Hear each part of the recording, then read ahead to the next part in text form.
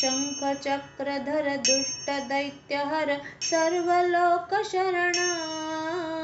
शंख चक्रधर दुष्ट दैत्यहर सर्वलोकशरणा, सर्वलोकशरणा। नमस्कार.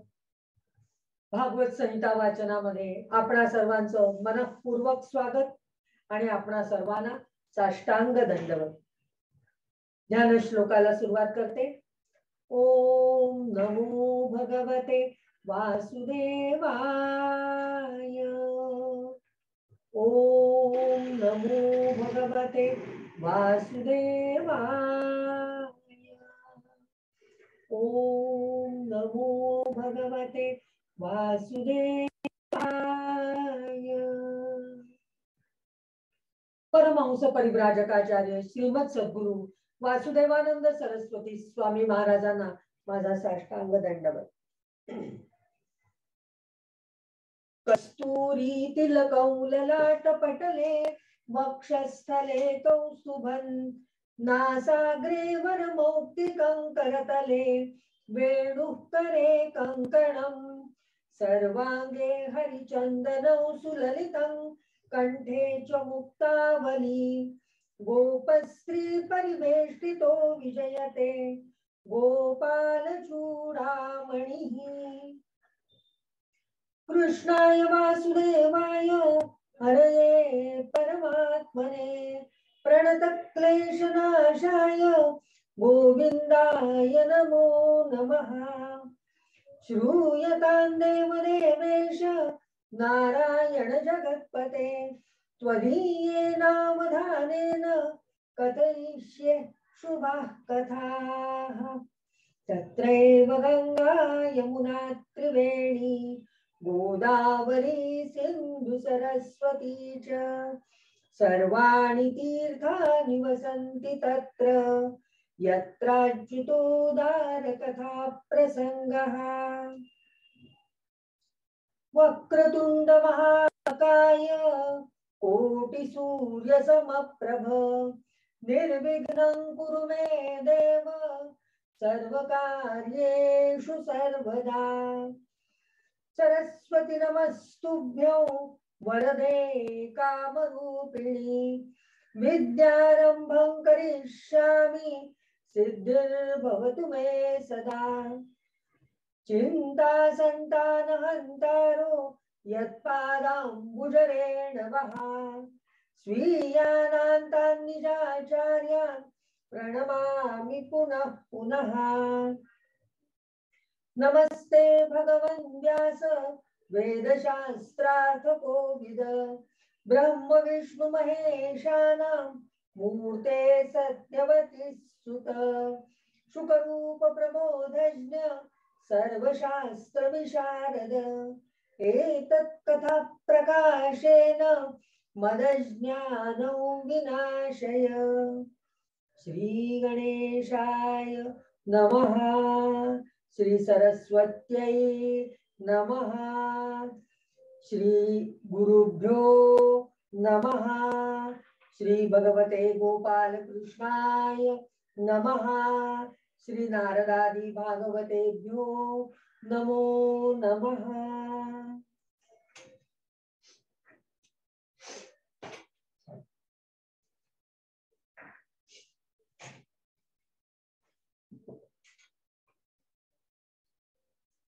नारायण नारायण जय गोविंद हरे. नारायण नारायण जय गोपाल हरे. नारायण नारायण जय गोविंद हरे. नारायण नारायण जय गोपाल हरे. दशरथ राजकुमार दानव मद संहार गोवर्धन गिरि रमण गोपी मानस हरण शरयू तीर विहार सज्जन ऋषि मंदार विश्वामित्र मखत्र विविध परासु चरित्र ध्वज वज्रांकुश पाद धरणी सुतचा मोद जनक सुता प्रतिपाल जय जय संस्मृती लीला नारायण नारायण जय गोविंद हरे नारायण नारायण जय गोपाल हरे नारायण नारायण जय गोविंद हरे नारायण नारायण जय गोपाल हरे बोला गोपाल कृष्ण भगवान की जय।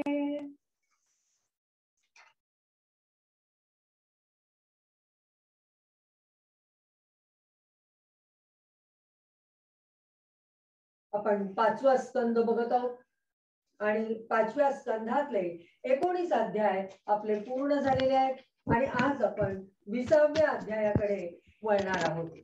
5व्या स्कंधामध्ये आपण वर्षांचं वर्णन, वर्ष म्हणजेच राष्ट्र असं मी तुम्हाला म्हटलं होतं ते बघितलं। ऋतुमाल, भारतवर्ष, रम्य वर्ष आपले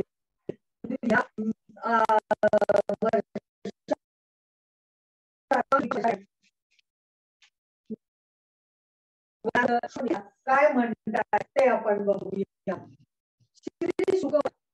आता हे परत गद्य आहे त्यामुळे मी अतः परम लक्षादीनां लक्षण संस्थानो वर्ष विभाग उपवर्ण्यते जम्बूद्वीपोऽयं यावत् प्रमाण विस्तारस्तावता क्षारोदधिना परिवेष्टितो यथा जम्वाख्येन लवणोदधिरपि ततो द्विगुणविशालेन लक्षाख्येन यथा परिखा बाह्योपवनेन प्लक्षो जम्बू प्रमाणो द्वीपाख्याकरो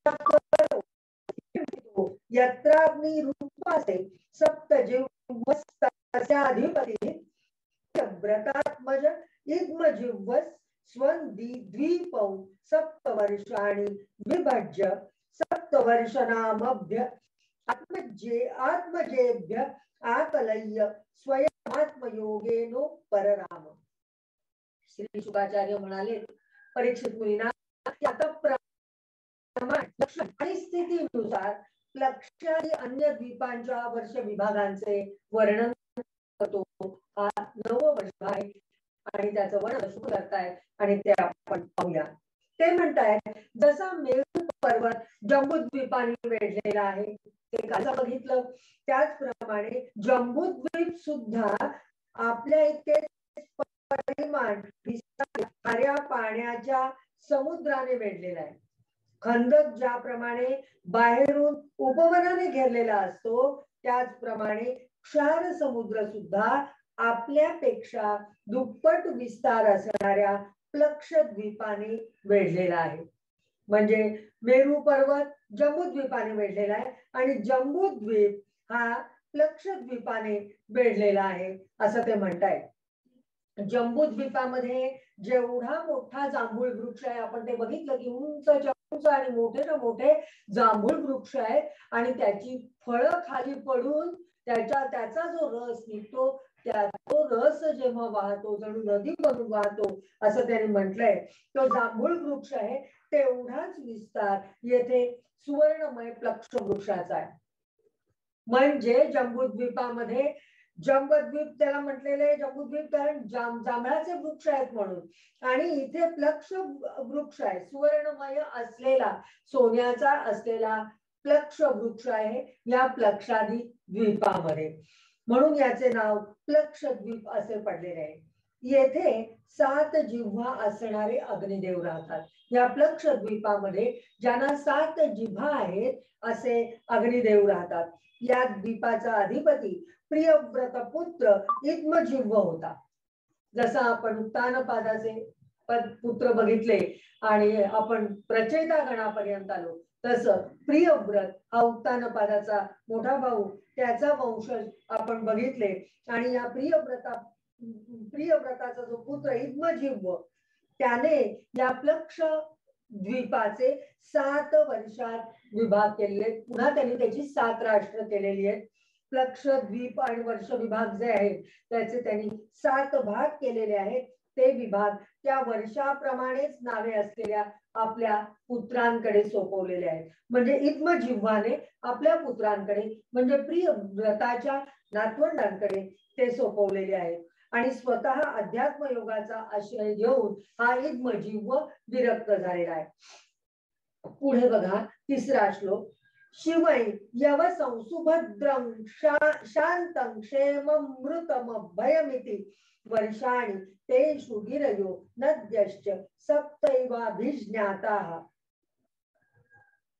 शिव, यवस, सुभद्र, शांत, क्षेम, अमृत आणि अभय अशी ही या 7 वर्षांची म्हणजे 7 राष्ट्रांची नावं आहेत. यात सुद्धा 7 पर्वत आणि 7 नद्या प्रसिद्ध आहेत. ते कुठले पर्वत आणि नद्या ते आपण पुढल्या श्लोकात बघूया. 4था श्लोक आपण बघतोय. मणिकूटो वज्रकूट इंद्रसेनो ज्योतिष्मान सुपर्णो हिरण्यष्ठिवो मेघमाल इति सेतुशैलाः. अरुणा नृम्णांगिरसी सावित्री सुप्रभाता ऋतंभरा सत्यंभरा इति महानद्यै यासां जलोपस्पर्शन विधूत रजस्तमसो हंस पतंगोर्ध्वायन सत्यांग संज्ञाश्चत्वारो वर्णाः सहस्रायुषो विबुधोपम संदर्शन प्रजनना स्वर्गद्वारं त्रय्या विद्यया भगवंतं त्रयमयं सूर्यमात्मानं यजन्ते. तेथे पर्वत बघा. मणिकूट, वज्रकूट, इंद्रसेन, ज्योतिष्मान, सुपर्ण आणि हिरण्यष्ठिव आणि मेघमाल हे 7 मर्यादा पर्वत आहेत. तसेच अरुणा, नृम्णा, अंगिरसी, सावित्री, सुप्रभाता, ऋतंभरा आणि सत्यंभरा या 7 महानद्या आहेत. तेथे हंस, पतंग, ऊर्ध्वायन आणि सत्यांग नावाचे 4 वर्ण आहेत. या नद्यांच्या पाण्यात स्नान केल्याने त्यांचे रजोगुण आणि तमोगुण क्षीण होत राहतात. आपण इथे कसं म्हणतो ब्राह्मण, क्षत्रिय, वैश्य आणि शूद्र 4 वर्ण, तसे तिथे त्यांनी का कुठले वर्ण सांगितलेले? हंस, पतंग, ऊर्ध्वायन आणि सत्यांग नावाचे 4 वर्ण आहेत.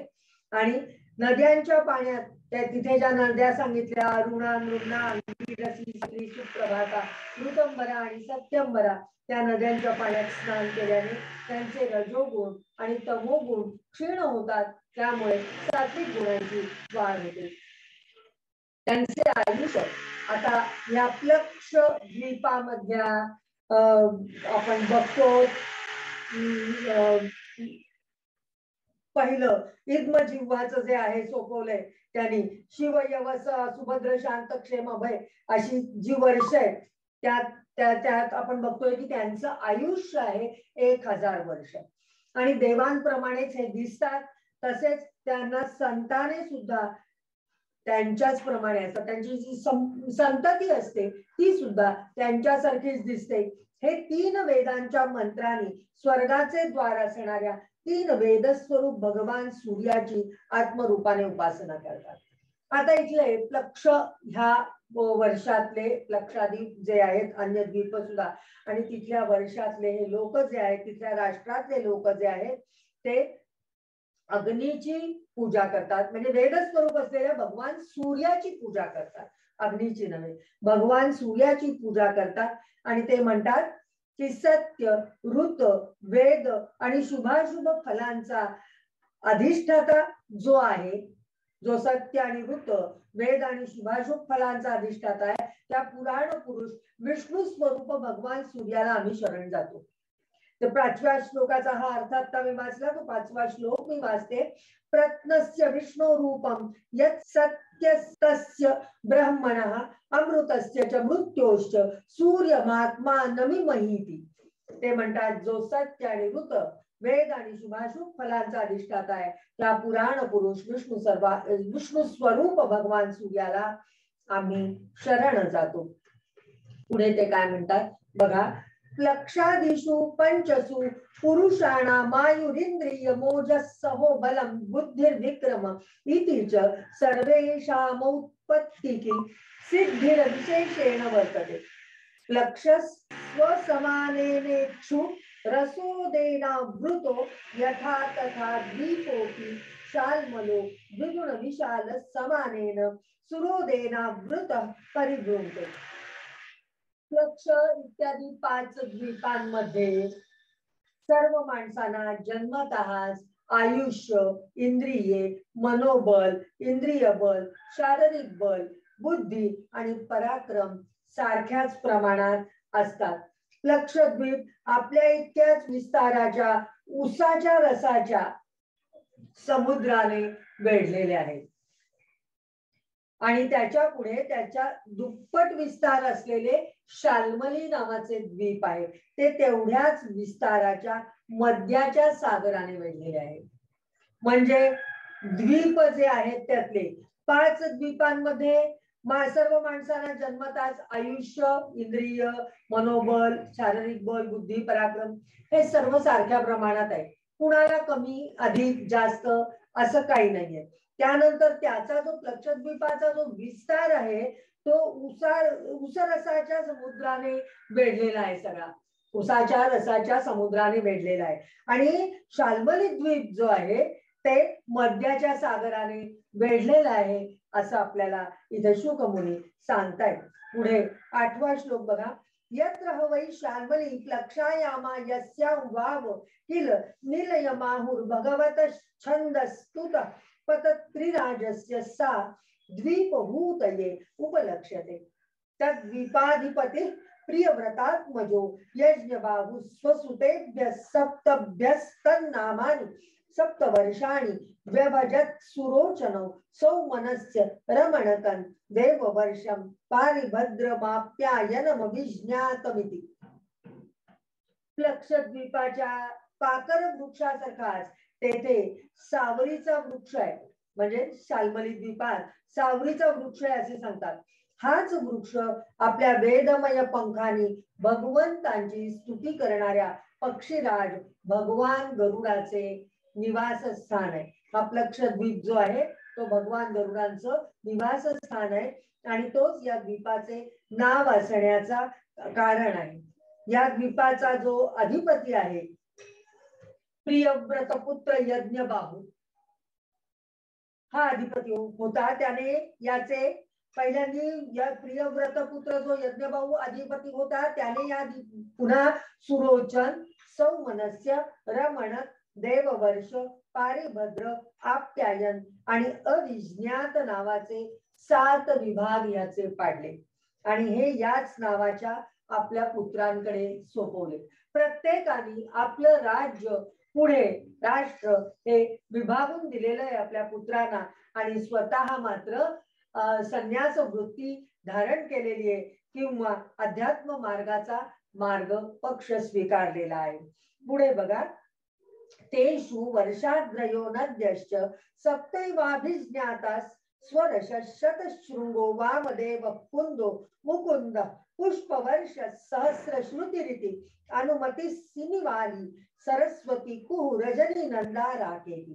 तद्वर्ष पुरुष श्रुतधर वीर्यधर वसुंधरेशंधर संज्ञा भगवंतं वेदमयं सोममात्मानौ वेदेन यजन्ति। यात सुद्धा 7 वर्ष पर्वत आणि 7च नद्या प्रसिद्ध आहेत। जसं आपण आधी सुद्धा बघितलं की 7 मर्यादा पर्वत आहेत आणि 7 नद्या आहेत, त्याप्रमाणे इथे सुद्धा 7 पर्वत आहेत आणि 7 नद्या आहेत। त्या कुठल्या ते आपण बघूया। स्वरस, शतशृंग, वामदेव, कुंद, मुकुंद, पुष्पवर्ष आणि सहस्रश्रुती अशी पर्वतांची नावे आणि अनुमती, सिनिवाली, सरस्वती, कुहू, रजनी, नंदा आणि राका ही नद्यांची नाव आहेत। या वर्षात राहणारे श्रुतधर, वीर्यधर, वसुंधर आणि ईशंधर नावाचे 4 वर्ण वेदमय आत्मस्वरूप भगवान चंद्रांची वेदमंत्रांनी उपासना करतात।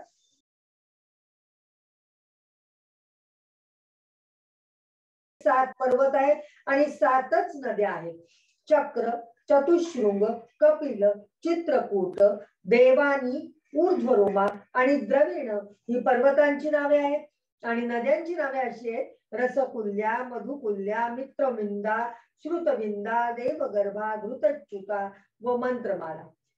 यासां पयोभिः कुशद्वीपौकस कुशल कोविदाभियुक्त पुलक संज्ञा भगवंतन जात वेदस रूपिणं कर्म कौशलेन यजन्ते.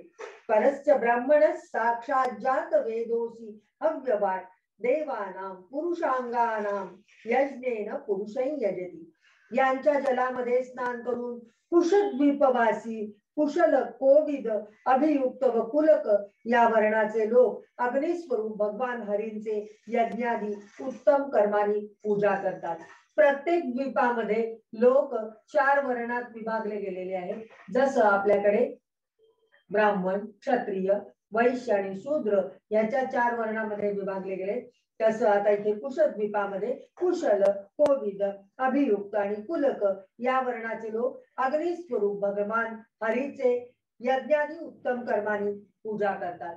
पहिल्यांदा आपण बघितलं सूर्याची पूजा करतात, दुसऱ्यांदा आपण बघितलं चंद्राची पूजा करतात आणि त्यानंतर आता इथे हे कशाने पूजा करतायत तर अग्नीची पूजा करतायत. तसेच ते स्तुती पण पुढील प्रमाणे करतात: हे अग्नी, आपण परब्रह्माला साक्षात हवी पोचवणारे आहात, म्हणून भगवंतांच्या अंगभूत देवतांच्या यज्ञाने आपण त्या परमपुरुषाचे सुद्धा यजन करावे. आपली सुद्धा हीच कल्पना आहे की ज्या वेळेला अग्नीच्या मुखात आपण हवी देतो, स्वाहा करतो, त्यावेळेला ते भगवंतांना जाऊन पोचतं किंवा अग्नीच्या मुखाने भगवंत आपला ग्रास ग्रहण करतात, आपला भाग ग्रहण करतात, अशी आपली सुद्धा कल्पना आहे. तीच कल्पना तिथे सुद्धा आहे. पुढे बघा, तथा घृतोदात बहि क्रौंच द्वीपो द्विगुण स्वमानेन शिरोदेन परित उपक्लुप्तो घृतो यथा कुशद्वीपो घृतोदेन यस्मिन् क्रौंचो नाम पर्वतराजो द्वीप नाम निर्वर्तक आस्ते योऽसौ गुह प्रहरणोन्मथित नितंब कुंजोपि शिरोदेनासिच्यमानो भगवता वरुणेनाभिभुक्तो विभयो बहु. तसेच घृत समुद्राच्या बाहेर त्याच्या दुप्पट आकाराचे क्रौंच द्वीप आहे. ज्याप्रमाणे कुशद्वीप तुपाच्या समुद्राने वेढलेले आहे, त्याप्रमाणे हे आपल्या इतकाच विस्तार असणाऱ्या दुधाच्या समुद्राने वेढलेले आहे. उसाच्या रसाने वेढलेले बघितलं, मद्याने वेढलेलं बघितलं, तुपाच्या रसाने तुपाने वेढलेलं बघितलं आणि आता हे दुधाने वेढलेले दुधाच्या समुद्राने वेढलेलं हे द्वीप आहे. आणि येथे क्रौंच नावाचा एक मोठा पर्वत आहे आणि त्याच्यावरूनच याचे नाव क्रौंच द्वीप असं पडलेलं आहे. पूर्वी श्री स्वामी कार्तिकेयांच्या शस्त्रप्रहाराने याचा मध्यभाग आणि झाडे, वेली इत्यादी उद्ध्वस्त झाल्या होत्या, परंतु क्षीर समुद्राचे सिंचन झाल्यामुळे आणि वरुणाने यांचे रक्षण केल्यामुळे हा पर्वत निर्भय झाला आहे. बघू आता आपण पुढे 20वा श्लोक. तुम्हाला जरा कंटाळवाणं वाटत असेल, या वर्षांची वर्णन कधी संपतायत असं तुम्हाला झालं असेल आणि पुन्हा केव्हा एकदा गोष्टी चालू होत आहेत, पण काही भाग आपल्याला माहिती असणं हे अतिशय गरजेचं असतं की तिथे वातावरण कसं होतं, पर्वत कोणते होते, पूजा कशाची करत होते, नद्या कोणत्या होत्या, वर्ण कोणते होते, हे सगळं आपल्याला माहित पाहिजे. निदान कानावरनं तरी गेलेलं असावं, आपल्या लक्षात किती राहील हा भाग वेगळा आहे, पण सातत्याने आपण वाचत राहिलो तर ते आपल्या लक्षात सुद्धा राहू शकतं. तस्मिन्नपि प्रयव्रतो घृतपृष्ठो नामाधिपती स्वे द्वीपे वर्षाणि सप्त विभज्यतेषु पुत्र नामसु सप्त रिक्तादान वर्षपान निवेश्य स्वयं भगवान भगवतः परम कल्याण यशस आत्मभूतस्य हरेश्चरणारविंदम उपजगाम. या द्वीपाचा अधिपती प्रियव्रत पुत्र घृतपृष्ठ होता. त्याने याचे 7 वर्षात विभाग करून त्यांच्यावर त्यांच्यासारखीच नावे असणाऱ्या आपल्या 7 उत्तराधिकारी पुत्रांना नियुक्त केले आणि स्वतः सर्व जीवांचे अंतरात्मा परम मंगलमय कीर्तिशाली भगवान श्री हरीच्या पवित्र चरण कमलांना तो शरण गेला. प्रियव्रतांनी त्याच्या रथामुळे सप्तद्वीप निर्माण केले आणि आपल्या सप्तपुत्रांना त्या द्वीपावर बसवलं. आता हे सप्तद्वीप जे आहेत त्याच्यावर जे प्रियव्रताचे पुत्र बसलेले होते त्या प्रत्येक पुत्रांनी आपल्या 7 पुत्रांमध्ये आपलं वर्ष विभागून दिलेलं आहे आणि ते त्याप्रमाणे तेही आपल्या वडिलांच्या मागोमाग श्रीहरींची सेवा करण्यासाठी किंवा वानप्रस्थाश्रम स्वीकारण्यासाठी भगवंतांना शरण जात आहे. पुढे बघा, आमो मधुरुहो मेघपृष्ठ सुधामा भ्राजिष्ठो लोहितार्णो वनस्पती रीती घृतपृष्ठ सुतास्तेषां वर्षगिरय सप्त सप्तैव नद्यश्चाभिख्याता शुक्लो वर्धमानो भोजन उपबर्हिणो नंदो नंदन सर्वतो भद्रैति अभया अमृतौघा आर्यका तीर्थवती वृत्ती रूपवती पवित्रवती शुक्लेती. घृतपृष्ठाचे आम, मधुरूह, मेघपृष्ठ, सुधामा, भ्राजिष्ठ, लोहितार्ण आणि वनस्पती या नावाचे 7 पुत्र होते. त्यांच्या वर्षामध्ये सुद्धा 7 वर्ष पर्वत आणि 7च नद्या होत्या. त्या पर्वतांची नावं अशी शुक्ल, वर्धमान, भोजन, उपबर्घेण, नंद, नंदन आणि सर्वतोभद्र ही पर्वतांची नावं आहेत. तसेच अभया, अमृतौघा, आर्यका, तीर्थवती, वृत्ती रूपवती, पवित्रवती आणि शुक्ला या 7 नद्या आहेत. या सामंभ पवित्र ममल मुपयुंजाना पुरुष ऋषभ द्रविण देवक संज्ञा वर्ष पुरुषा आपोमयन देवमपाम पूर्णेनांजलिना यजंते.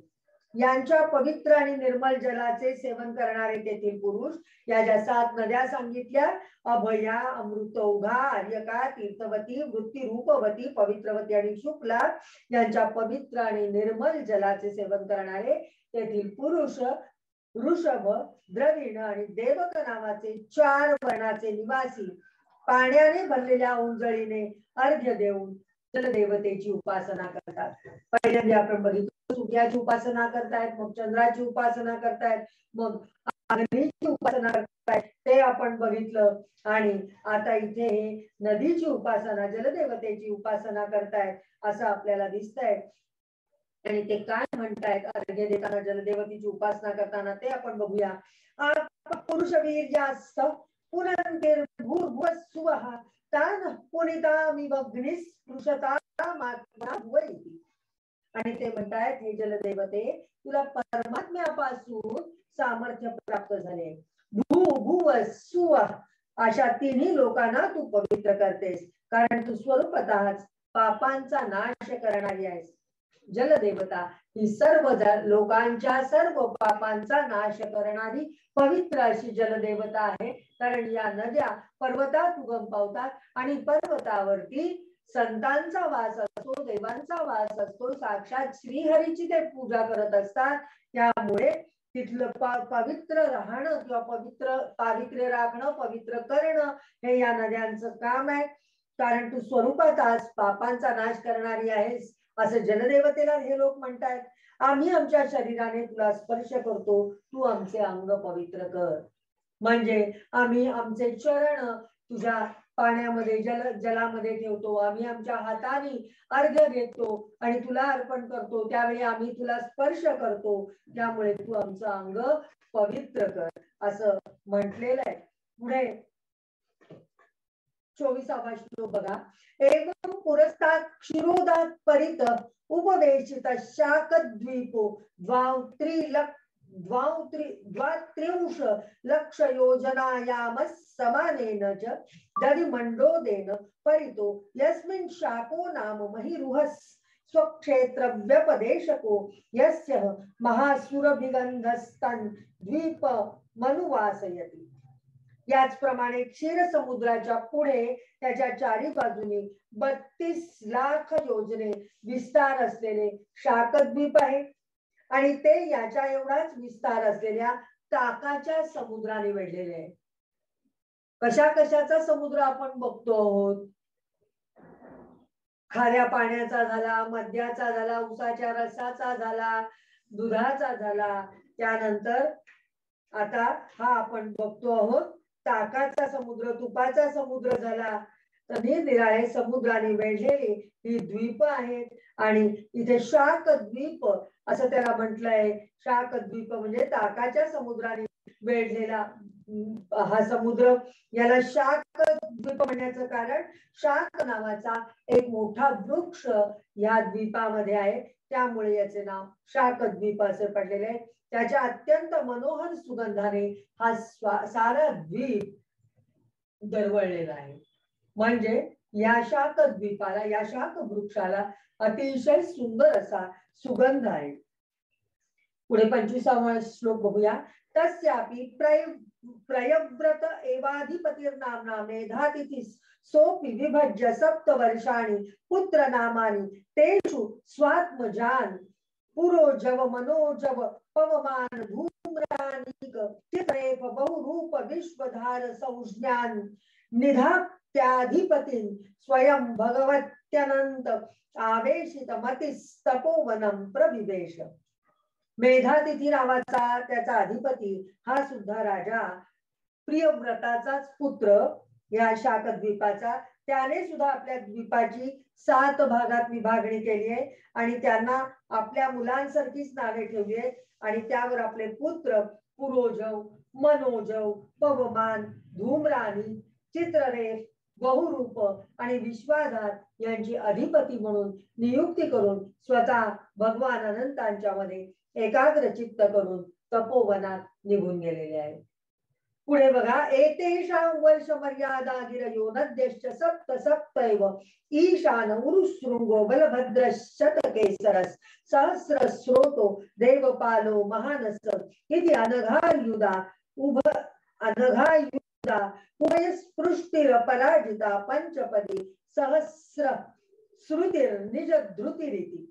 या वर्षामध्ये सुद्धा नेहमी आतापर्यंत आपण जसं बघत आलो तसंच 7 मर्यादा पर्वत आणि 7 नद्याच आहेत. पर्वतांची नावं अशी आहेत: ईशान, उरुशृंग, बलभद्र, शतकेसर, सहस्रस्रोत, देवपाल आणि महानस. आणि नद्यांची नावं अशी आहेत: अनघा, अघ म्हणजे पाप आणि पाप जिथे नाही अशी ती अनघा.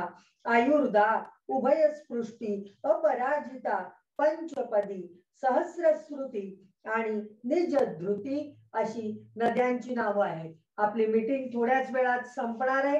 मीटिंग संपली तरी मी पुन्हा चालू करीन, तुम्ही पुन्हा रिजॉईन करा. मी आता 27व्या श्लोकाकडे वळतीये. तद्वर्ष पुरुषा ऋत व्रत सत्य व्रत दान व्रतानुव्रत नामानु भगवंत वायवात्मकं प्राणायाम विधूत रजस्तमस परम समाधीना यजते. या वर्षातील ऋतव्रत, सत्यव्रत, दानव्रत आणि अनुव्रत नावाचे पुरुष प्राणायामाने आपले रजोगुण तमोगुण क्षीण करून महान समाधीच्या द्वारे वायुरूप श्रीहरींची आराधना करतात. प्रत्येक जण वेगवेगळ्या पद्धतीने आराधना करतोय हे आतापर्यंत आपण बघत आलेलो. इथे आता वायुरूप श्रीहरीची म्हणजे पंचमहाभूतांची आपण जशी पूजा करतो, कोणी जलदेवतेची पूजा करतायत ते पण आपण बघितलं. इथे आता वायुरूपाची पूजा करतायत ते आपण बघूया. अंत प्रविश्य भूतानी यो बिभर्त्यात्मकेतुभि अंतर्यामीश्वर साक्षात पातुनो यद्वशे स्फुटम. आणि याप्रमाणे त्यांची स्तुती करतात. कशाप्रमाणे ते आपण बघूया. जे प्राणादी वृत्तीरूप आपल्या ध्वजांसह प्राण्यांच्या शरीरात प्रवेश करून त्यांचे पालन करतात.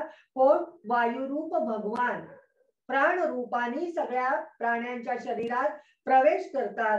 त्या वायुरूप भगवानांची, साक्षात भगवंतांची पूजा ते करतात आणि त्यांना प्रार्थना करतात की हे अंतर्यामी वायुरूप साक्षात भगवान आमचे रक्षण करो. आपले रक्षण हे भगवान वायुरूप भगवान करो. कारण प्राणाचं, वायूचं महत्व आपण या कोरोनाच्या काळात पुरेपूर अनुभवलेलं आहे आणि त्याची आपल्याला जाणीव, योग्य ती जाणीव झालेली आहे. 29वा श्लोक बघा. एवमेव दधी मंडोदात परत पुष्कर द्वीपस्ततो द्विगुणायाम समंतत उपकल्पित समानेन स्वादुदकेन समुद्रेण बहिरावृतो यस्मिन् बृहत् पुष्करन् ज्वलनशिखामल कनकपत्रायुतायुतं भगवतः कमलासनस्याध्यासनं परिकल्पितम्. त्याचप्रमाणे टाकाच्या समुद्रापुढे चारी बाजूनी त्याच्या दुप्पट विस्तार असलेले पुष्कर द्वीप आहे. ते चारी बाजूनी आपल्या एवढाच विस्तार असलेल्या गोड्या पाण्याच्या समुद्राने वेढलेले आहे. तेथे अग्नीच्या ज्वाळांप्रमाणे दैदिप्यमान लाखो सुवर्णमय पाकळ्या असलेले एक अत्यंत मोठे कमळ आहे, जे ब्रह्मदेवाचे आसन मानले जाते. पुष्कर द्वीप आपण ऐकलेलं आहे की जिथे ब्रह्मदेव राहतात, तर ते हे पुष्कर द्वीप आहे. पुढे तद्वीप मध्ये मानसोत्तर नामैक एवार्वाचीन पराचीन वर्ष योर मर्यादा चलो युत योजनोच्छ्रायामोत यत्र तु चतस्रुषु दिक्षु चत्वारि पुराणि लोकपालाना मिन्द्रादीनां यदुपरिष्टात् सूर्यरथस्य मेरुं परिभ्रमत संवत्सरात्मकं चक्रं देवानाम अहोरात्राभ्यां परिभ्रमति. या द्वीपाच्या मधोमध, पुष्कर द्वीपाच्या मधोमध त्याच्या पूर्व आणि पश्चिम भागाकडील वर्षाच्या मर्यादा निश्चित करणारा मानसोत्तर नावाचा एक पर्वत आहे. हा 10,000 योजने उंच आणि तितक्याच लांबीचा आहे. त्याच्यावर चारी दिशांना इंद्रादी लोकपालांची 4 नगरे आहेत. सूर्याच्या रथाचे संवत्सर रूप चाक या मेरू पर्वताच्या चारी बाजूनी देवांचा दिवस आणि रात्र म्हणजे उत्तरायण आणि दक्षिणायन या क्रमाने नेहमी फिरत असतो. उत्तरायण काय आहे आणि दक्षिणायन काय आहे, आपण कालाची गणना ज्या वेळेला बघितली त्यावेळेला हे बघितलेलं आहे की ज्या वेळेला देवांचा दिवस आणि रात्र म्हणजे उत्तरायण आणि दिवस म्हणजे उत्तरायण आणि रात्र म्हणजे दक्षिणायन या क्रमाने हा सूर्याचा रथ फिरत असतो, हे आपल्यालाही माहिती आहे. तद्वीपस्याप्यधिपती प्रयव्रतो वीतिहोत्रो नामैस्तस्यात्मजौ रमणक धात किनामानौ वर्षपती नियुज्य सस्वयं पूर्व जगत भगवत कर्मशील एवास्ते. या द्वीपाचा सुद्धा अधिपती, पुष्कर द्वीपाचा अधिपती प्रियव्रत पुत्र वीतिहोत्र हा सुद्धा आपले पुत्र रमणक आणि धातकी यांना 2 वर्षांचा अधिपती नेमून स्वतः आपल्या थोरल्या भावाप्रमाणे भगवत सेवेमध्ये तत्पर राहू लागला. याला मात्र 2 पुत्र आहेत आणि या दोन्ही पुत्रांकडे त्यांनी राज्य सोपवलेलं आहे, वर्ष सोपवलेलं आहे आणि तो आपल्या थोरल्या बंधूंप्रमाणे भगवत सेवेमध्ये तत्पर राहू लागलेला आहे. तद्वर्ष पुरुषा भगवंतं ब्रह्मरूपिणं सकर्मकेण कर्मणाराधयन्तिदं चोदाहरति यत् कर्ममयं लिंगम ब्रह्मलिंगम जनोर्चयेत एकांतमद्वयं शांतं तस्मै भगवते नमैति. तेथील रहिवासी ब्रह्मरूप भगवान श्रीहरींची ब्रह्मसालोक्याची प्राप्ती करून देणाऱ्या कर्मांनी आराधना करीत पुढील प्रमाणे म्हणजे याप्रमाणे स्तुती करतात. ते कशी बघूया.